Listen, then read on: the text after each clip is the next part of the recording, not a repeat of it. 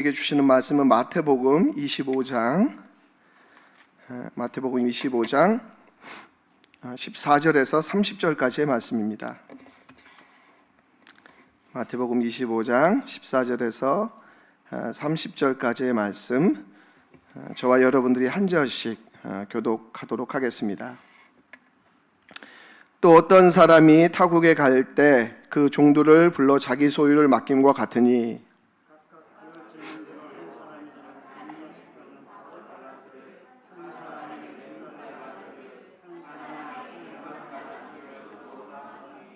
다섯 달란트 받은 자는 바로 가서 그것으로 장사하여 또 다섯 달란트를 남기고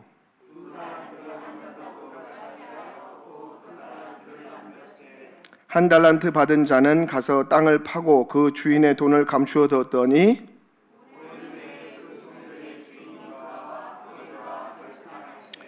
다섯 달란트 받았던 자는 다섯 달란트를 더 가지고 와서 이르되 주인이여 내게 다섯 달란트를 주셨는데 보소서 내가 또 다섯 달란트를 남겼나이다.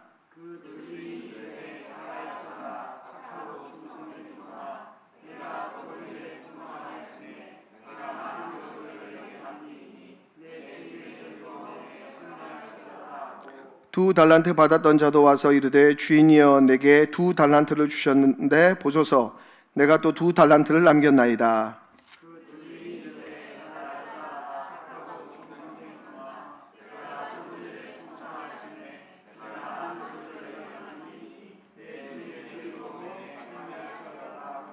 한 달란트 받았던 자는 와서 이르되 주인이여 당신은 굳은 사람이라 심지 않은 데서 거두고 해치지 않는 데서 모으는 줄을 내가 알았으므로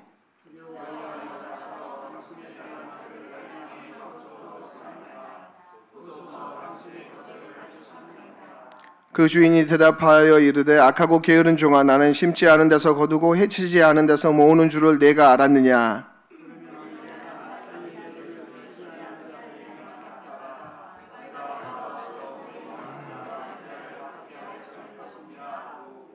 그에게서 그 한 달란트를 빼앗아 열 달란트 가진 자에게 주라.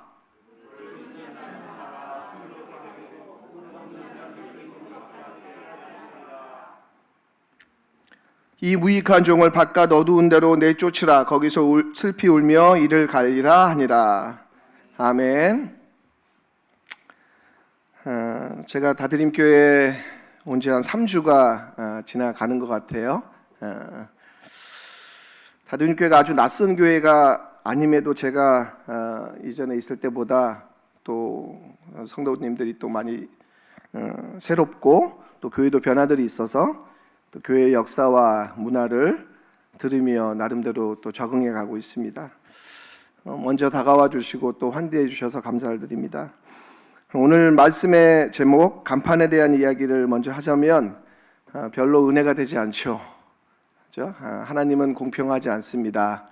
라는 제목인데 사실 모든 많은 그 인간관계라는 것이 그 자기 욕망의 투사일 때가 많지 않습니까? 그래서 하나님에 대해서도 우리가 이제 하나님에 대해서 가지고 있던 인상이라 그럴까요?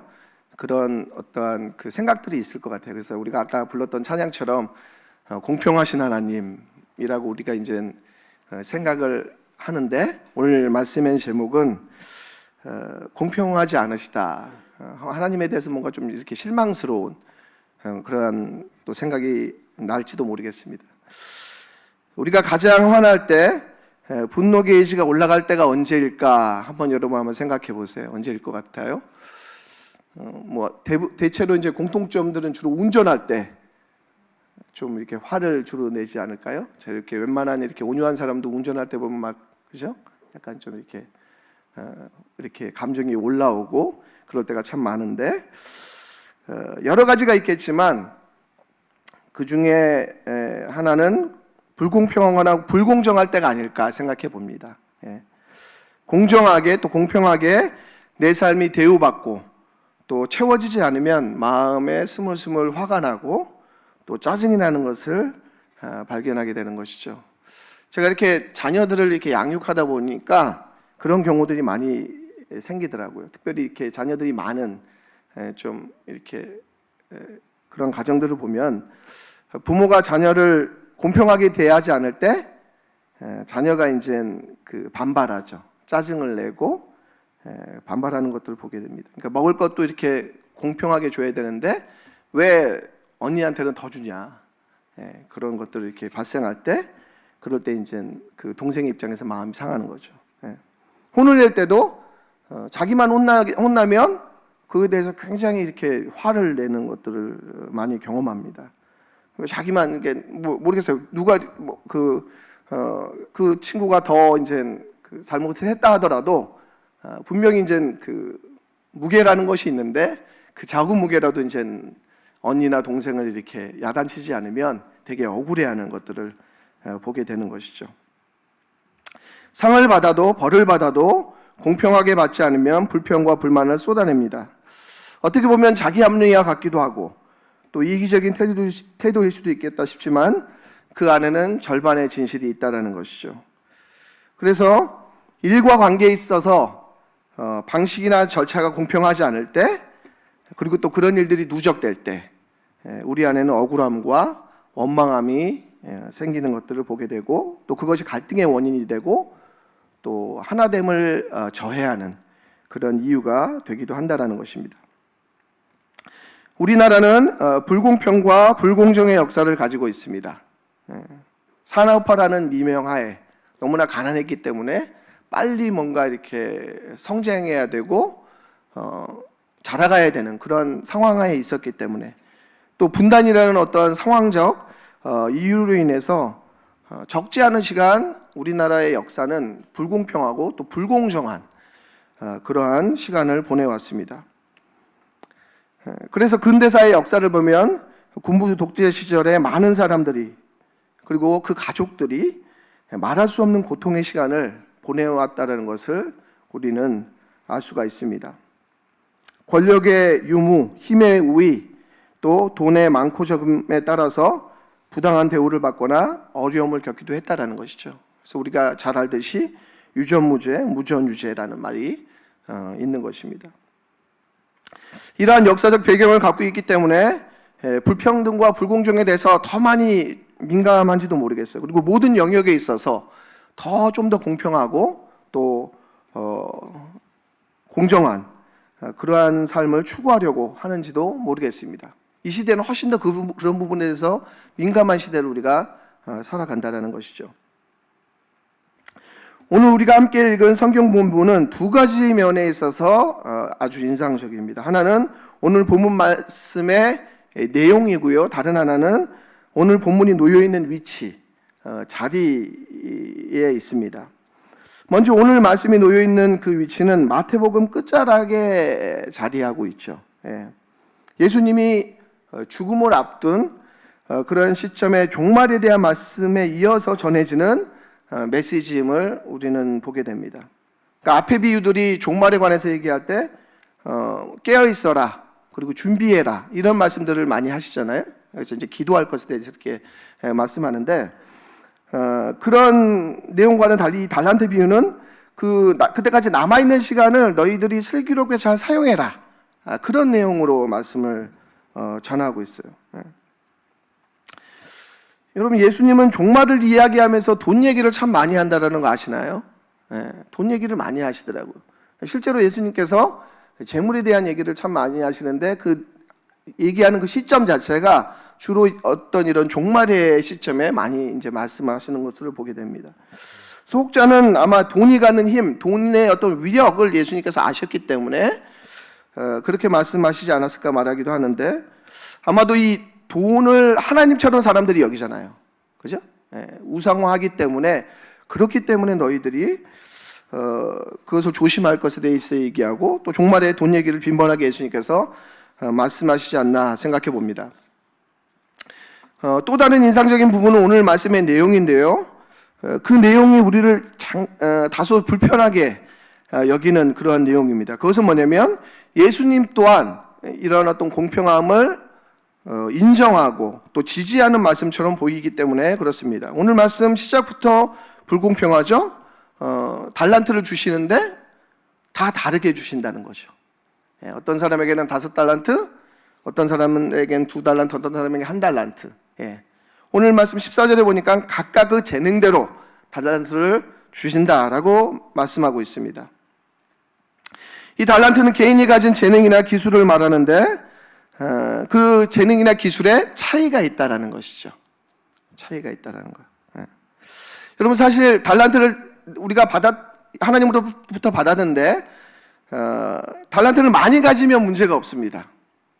내가 5달란트를 받으면 문제가 없어요. 근데 내가 1달란트를 받거나 적은 달란트를 받게 되면 그러면은 슬슬 불편해지고 심술이 나는 것이죠. 왜 저 사람은 5달란트지? 저 사람은 왜 뭣도 잘하지? 근데 나는 왜 이렇게 없지? 그런 마음이 들면 시기와 질투, 부러움이 생기는 거죠. 흔한 속담으로 사촌이 밭을 사면 배가 아프다고 그런 마음이 올라오는 것입니다. 이런 달란트의 차이는 비교를 낳고 비교는 시기와 질투로 인한 불만족으로 이어진다는 것이죠.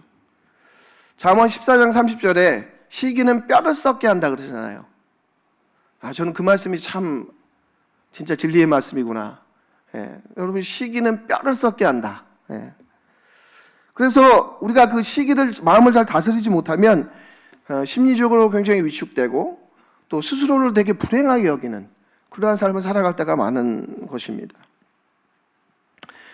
여러분 사람마다 참 달란트가 다른 것을 보게 되는데 어떤 사람은 숫자에 능한 사람이 있고 또 어떤 사람은 언어에 능한 사람이 있고 어떤 사람은 손재주가 참 좋고 어떤 사람은 운동의 달란트가 있습니다. 글쓰기에 달란트가 있는 사람이 있는가 하면 또 행정에 달란트가 있는 사람들이 있죠. 그래서 그런 차이가 있다라는 것입니다. 시작부터 태어나면서부터 이런 차이는 존재한다라는 것이죠. 저에게 무슨 달란트가 있을까? 저도 참 이렇게 살다 보면 그런 고민들을 하게 되는데 저는 이렇게 제가 스스로 생각할 때 제가 운동에 달란트가 있더라고요. 제가 공으로 하는 운동을 대부분 다 좋아하거든요. 그리고 비교적 잘하고 잘 안 지는데 제가 최근에 이제 목사님하고 탑골 쳤는데 박살이 나가지고 고개를 잘 못 드는 그런 상황이 됐는데 아무튼 그렇습니다. 제가 그 농구를 참 좋아하거든요. 그래서 그 저의 소명, 제가 이제 사역자로서의 소명도 농구에 있습니다. 제가 이제 대학 졸업할 때까지 저는 한 번도 제가 이제 사역자에 대해서 제가 고민을 안 했었거든요. 근데 이제 제 선배 간사님이 저한테 이제 제가 캠퍼스 간사 할 것에 대해서 제안을 하셨어요. 그래서 제가 그때 너무 그게 이제 고민이 되더라고요, 사실은. 그래서 이제 제 선배님한테 제가 이제 전화를 해가지고 물어봤어요. 제가 간사를 왜 해야 되냐 물어봤더니 대답이 너 농구 잘하잖아 였어요. 그러니까 뭐 네가 경건해서 참 너 간사했으면 좋겠다. 네가 말씀을 좋아하니까 너 간사해. 이렇게 얘기하는 게 아니라 너 농구 잘하잖아 였어요. 너무 그 의외고 너무 뜻밖의 그러한 답변이었던 것이죠. 근데 제가 실제로 그 농구 때문에 저희 간사 동료들하고 굉장히 친하게 지냈고 또 제가 수련회 이제 강사로 이렇게 가서 학생들하고 그런 기회들이 많았어요. 운동하는 계기들이. 그래서 제가 이제 한 5일 동안 말씀을 딱 전한 다음에 이제 이렇게 학생들이 정성스럽게 이렇게 엽서 같은 걸 이렇게 써줄 때 어떤 멘트가 많았냐면 간사님하고 이렇게 농구해서 너무 즐거웠어요. 말씀이 좋았어요. 은혜가 됐어요. 이런 말들이 있는 게 아니라 오히려 이제 참 그 시간이 너무 즐거웠고 재밌었다. 이런 얘기들을 이제 했던 거를 제가 기억을 하게 됩니다. 그렇다는 거죠. 저에게 있어서 이제 그 운동이 이제 하나의 달란트인데 제가 참 부러워하는 은사는 뭐냐면 노래를 잘하는 사람이에요. 노래를 잘하시는 분들. 노래를 잘 부르면 그렇게 멋있을 수가 없더라고요. 여러분 가장 보면 이렇게 TV에서 화려한 사람의 부류가 있다면 어떤 사람들일까요? 가수들 아닐까 싶어요. 이렇게 되게 멋지게 차려입고 그렇잖아요. 이렇게 분위기를 완전히 새롭게 하고 사람들에게 기쁨을 주는 그런 사람들이 아마 이제 노래를 잘 부르는 사람들이 아닐까 저는 이제 그런 생각이 들더라고요. 근데 이제 제가 참 그것이 이제 잘 안 돼서 제가 사역을 하면서 주저하는 영역이 바로 찬양 인도입니다. 그래서 저한테는 찬양을 잘 맡기지도 않고 저도 맡지를 않는 그런 제가 이제 찬양 이제 이렇게 리듬을 타야 되잖아요. 근데 이제 저는 찬양 인도를 하면 어떻게 하냐면 아주 기계적인 찬양 인도. 다음 몇 장 이런 식으로 이제 찬양 인도를 하는 거죠. 근데 그래서 그 리듬을 너무 잘 타고 이렇게 잘 흐름을 이어가는 사람들 보면 너무 대단하기도 하고 또 부럽기도 하고 하여튼 그렇습니다. 우리는 종종 내가 없는 것을 부러워할 때가 많죠. 그리고 그 부러움이 깊어지면 우울해지기도 합니다. 어떤 사람들은 부유하게 태어난 사람이 있죠. 좋은 유전자에 안락한 환경에서 출발하는 사람들이 있습니다. 개척을 하더라도 아주 모든 게 갖춰져서 개척하는 그런 또 목사님이 있는 반면에 또 어떤 사람들은 아주 진짜 어렵게 개척을 하시는 분들이 있죠. 가진 것 없이 넉넉한 지원 없이 살아가는 사람들이 있습니다. 그리고 우리가 살아가는 이 세상은 어떻게 보면 그런 차이가 존재할 수밖에 없는 그러한 삶을 살아가게 된다는 것이죠. 오늘 말씀은 이런 차이가 있는 것을 인정함과 동시에 또 차이에 따른 책임의 규모도 달라진다는 것을 말씀하고 있습니다. 5달란트 맡은 사람은 5달란트, 또 2달란트 맡은 사람은 2달란트, 1달란트 맡은 사람은 한 달란트, 그런 것들에 대한 어떤 감당한 달란트가 달라진다는 것이죠. 차이가 있다는 것은 어떤 면에서는 불편할 수 있지만 또 그것을 감당하는 것에 있어서도 차이가 있다는 것은 우리에게 일정 부분 자유함을 준다는 것이죠. 그렇죠? 하나님께서 우리에게 맡기신 것 이상의 것을 요구하시지는 않을 거라는 거예요. 그렇죠? 네. 하나님께서 저에게 너 왜 찬양기도 못했어? 라는 것을 묻지는 않을 거라는 거죠. 그죠? 그러면서 전 자유합니다. 네. 여러분, 우리 가운데는 하나님께서 우리에게 맡기신 그런 것들이 있습니다. 그리고 그것을 가지고 섬기고 돕고 기여하면 되는 것이죠. 하나님께서는 맡은 달란트를 가지고 섬기고 일하는 일을 향하여 어떻게 말씀하시냐면 착하고 충성된 종이라고 말씀하고 있습니다. 세 번역 보니까 잘했다, 착하고 신실한 종아라고 말씀하고 있습니다. 잘했다, 착하고 신실한 종아. 아주 만족스러운 표현이 아닐 수가 없어요.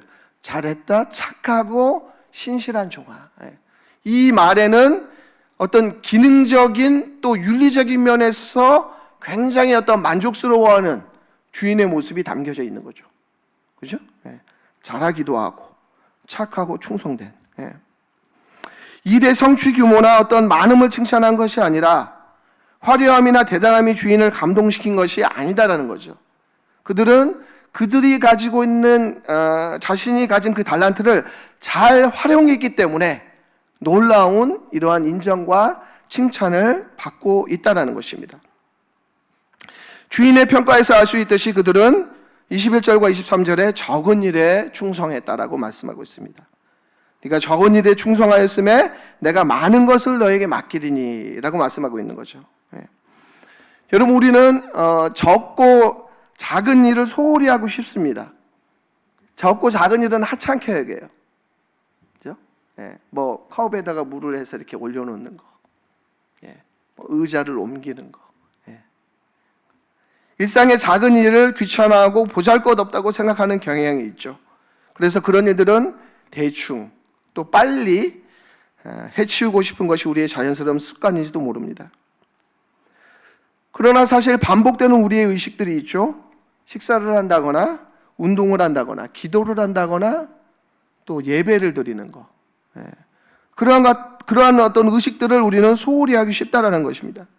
그러니까 반복되기 때문에 보잘것없는 것이 아니라 반복되기 때문에 어떻게 보면 가장 중요한 소중한 것일 수 있다라는 것이죠. 그리고 이러한 작은 일들이 우리를 건강하게 세우고 우리를 채운다는 것을 우리가 기억할 필요가 있다는 것입니다. 가장 중요하기 때문에 반복하는 거죠. 가장 중요하기 때문에. 혼란 속에서 질서를 부여하는 것들입니다. 오늘 말씀에 착하고 충성된, 착하고 신실한 종만 있었던 것이 아니죠.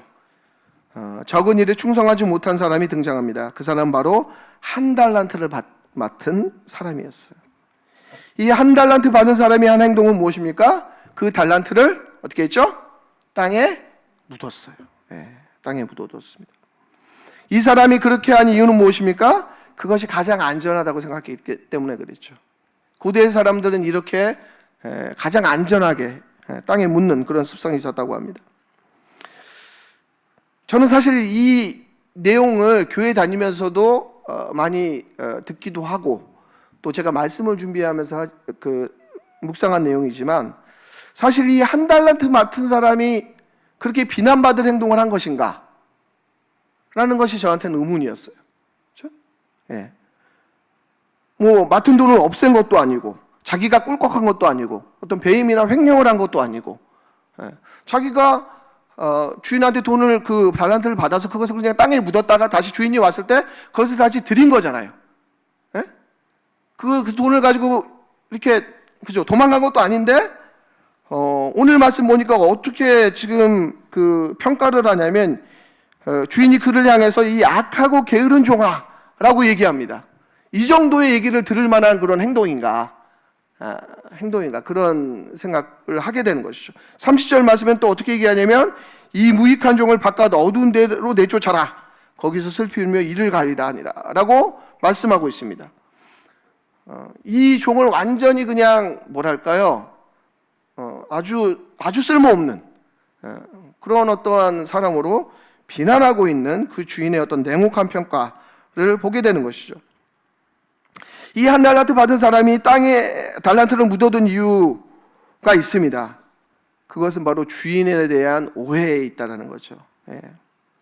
24절의 말씀 보니까 이 한 달란트 받은 사람이 주인에 대해서 어떻게 얘기합니까? 당신은 굳은 사람이라 라고 말씀하고 있어요. 굳은 사람이라. 이 굳은이라는 단어는 헬라어로 스크레로스라는 그러한 단어라고 합니다. 그 단어의 의미는 박정하고 포악하고 거칠 그런 의미를 가지고 있는 거죠. 그 공동번역 성경에서는 이 굳은을 무서운 분 이렇게 얘기합니다. 무서운 분. 그러니까 당신이 무서워서 나에게 맡긴 달란트를 내가 땅에 묻어뒀다라는 거죠. 그리고 그것을 핑계로 이 사람은 자신의 한 행동을 정당화하고 변명하는 그런 모습을 보이고 있습니다. 주인을 아주 가혹하고 완고한 주인으로 평가하면서 자신의 불성실함과 직무유기를 정당화하고 있는 그런 이 한 달란트를 맡은 사람의 모습임을 우리가 알게 되는 거죠. 사실 이 말씀은 좀 더 넓은 문맥에서 본문을 살펴볼 필요가 있는데 이 상황은 마태복음 23장에 나오는 바리새인과 서기관에게 적용되는 그런 말씀처럼 보입니다. 이 바리새인과 서기관들은 조상으로부터 물려받은 토라와 또 구전율법을 전해받았어요. 그런데 그들은 그것을 바꾸지 않고 보존했습니다. 그냥 그것을 묻어두었어요. 이 사람들은 변화 없고 위험 없는 종교를 원했던 것이죠. 그들은 말만 하고 행하지 않았고 섬김보다 자기 안전을 선택했어요. 그들은 바뀔 생각도 없고 바꿀 마음도 없었습니다. 율법의 형식은 있지만 율법의 정신, 정의와 긍휼, 믿음을 저버렸던 그러한 사람들이었다라는 것이죠. 그들은 자신이 받았던 그 너무나 귀중한 달란트, 사람들에게 생명을 전하고 하나님의 법을 전할 수 있는 그 위치에 있었음에도 불구하고 그 달란트를 땅에 묻어두는 그런 어처구니 없는 그런 행동과 삶을 살았습니다. 이것을 오늘날 적용해 본다면 우리 자신이 맡은 달란트를 사용하지 않고 아무런 섬김과 모험을 행하지 않는 모습이라고 볼 수가 있어요. 저는 이 5달란트 받은 사람보다 이 한 달란트 받은 사람들의 모습이 훨씬 더 위험하다고 봐요. 왜냐하면 이 한 달란트 받은 사람들은 끊임없이 다른 5달란트 받은 사람들과 비교하면서 자신들을 축소해 간다 그럴까요? 좁게 만들어요. 나는 왜 요거밖에 받은 게 없나? 좁게 만들며 스스로를 불행하게 여기면서 살아갈 수 있다라는 것이죠. 예수님께서는 이 얘기를 하면서 탁월한 재능이 적다고 받은 은사가 부족하다고 핑계대고 불평하면서 기회를 선용하지 않는 그러한 사람들을 대한 메시지라고 볼 수가 있을 것 같습니다. 이 달란트 비유는 후문맥 말씀인 양과 염소 비유로 이어지고 있습니다. 이 비유에서 예수님은 양은 오른쪽에 염소는 왼쪽에 세우고 있는 것이죠. 그리고 오른쪽에 있는 사람들을 복받은 사람들이라고 말씀합니다. 그들이 예수께 줄일 때 먹을 것을 주었고 목마를 때 마실 것을 주었으며 헐벗을 때 입을 것을 주었고 병들었을 때 돌보아 주었고 감옥에 갇혔을 때 찾아주었다라고 말씀합니다. 그랬을 때 의인들이 되묻죠. 우리가 언제 그랬습니까? 그랬더니 예수님께서 말씀합니다. 내 형제자매 가운데 지극히 보잘것없는 사람 하나에게 한 것이 곧 내게 한 거다 라고 말씀합니다.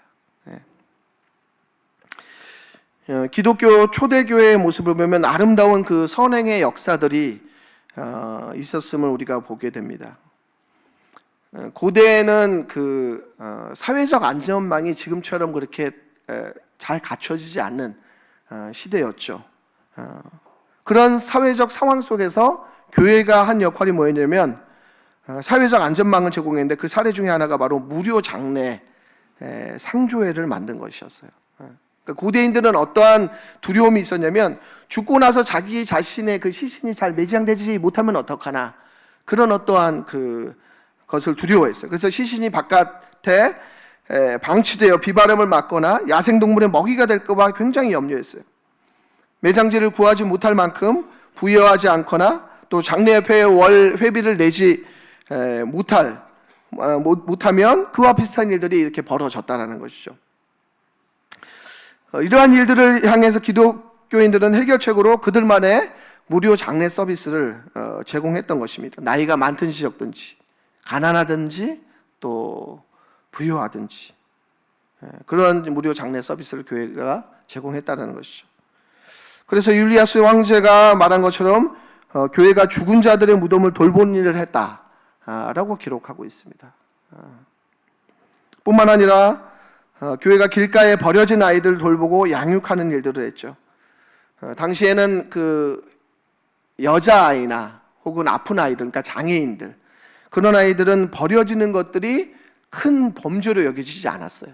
그것이 이제 편지들 사이에서 막 등장합니다. 아이들을 이렇게 버려지고 이런 것들이, 이런 일들이. 근데 그런 아이들을 기독교인들이 데리고 와서 키우고 그들을 섬기고 그들을 양육하는 일들을 했어요. 하나님의 형상이라는 신학을 삶 속에 실천했던 것이죠. 그 사람이 남자든 여자든 아픈 아이든 그렇지 않은 사람이든 어른이든 아이든 상관없이 하나님의 형상으로서 존중하고 존귀에 대한 그러한 역사를 가지고 있습니다. 예수 그리스도의 사랑이라는 원곡조에 충실하게 따라 살았던 것이죠. 바로 양과 염소에 비유해서 예수님을 섬긴 사람들이라고 할 수가 있습니다. 그런 사람들을 향해서 예수님께서 뭐라고 말씀하시는 거죠? 잘했다 착하고 신실한 종아 라고 말씀하고 있는 것입니다. 잘했다 착하고 신실한 종아.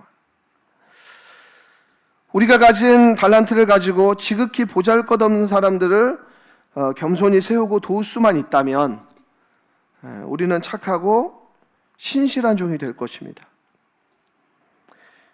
마치 마태복음 13장의 그 겨자씨 비유처럼 자라서 많은 이들이 쉬고 유익을 누리는 그러한 나무가 될 수 있다라는 것이죠. 말씀을 정리하고자 합니다. 우리에게는 각자가 받은 달란트가 있습니다. 달란트가 있습니다. 각자가 받은. 그리고 그 달란트는 모두 같을 수 없고 저마다 다르다는 것이죠. 그리고 그 받은 달란트를 통해서 사용되어질 때 하나님의 나라가 확장될 것입니다. 저는 최근에 어떤 교회가 30명 되는 교회가 보호 종료 아동들을 위해서 한 집을 마련해서 그 보호 종료 아이들, 어떤 지적 장애를 가진 아이들이 이렇게 성인이 되면 이렇게 나가야 되잖아요, 시설에서. 그런 아이들을 이렇게 숙소를 제공해주고 또 그들을 이렇게 돕는 성도들이 그런 일들을 하는 그 내용을 제가 접한 적이 있는데, 작은 규모의 교회잖아요, 30명이라고 한다면. 근데 그런 일들을 하더라고요. 너무 귀하고, 사실 그 보호 종료 아이들이 사실은 최근에 제가 이렇게 뉴스 매스캐널도 봤지만 적응을 하기가 어려워서 자살하는 친구들도 있고, 그런 어떤 일들이 벌어지는데 그 귀한 사역을 그 작은 교회가 하더라고요. 그러니까 규모나 이런 거와 상관없이 받은 달란트를 가지고 그것을 가지고 섬길 때, 그럴 때 하나님의 나라가 확장되고 하나님께서 잘했다, 착하고 신실한 종이라고 평가하게 되는 것이죠. 우리는 하나님 나라의 청지기로서 받은 달란트를 땅에 묻는 선택이 아니라 그 달란트를 잘 사용해서 열매 맺는 인생을 살아야 할 것입니다. 대단한 화려한 성취가 아니라 뚜벅뚜벅 또 차근차근 쌓아가는 우리의 인생길, 또 삶의 여정, 또 다드림교회 모든 성도님들이 되기를 간절히 소망합니다. 함께 기도하시겠습니다. 하나님 아버지, 주님 감사합니다. 우리를 주님의 자녀로 삼아주시고 주님의 일꾼으로 우리를 불러주셔서 감사합니다. 뿐만 아니라 우리에게 달란트를 주셔서 하나님, 우리가 가진 것으로 하나님을 섬기고 또 성도들 돕는 일을 감당할 수 있도록 인도하여 주셔서 감사합니다. 하나님 아버지, 우리 자신들 또 우리 다드림교회가 하나님께 주시는 귀한 달란트를 통해서 하나님 기쁘시게 하는 일을 온전히 감당할 수 있도록 우리를 이끌어 주시옵소서. 감사드리며 예수 그리스도의 이름으로 기도했습니다. 아멘.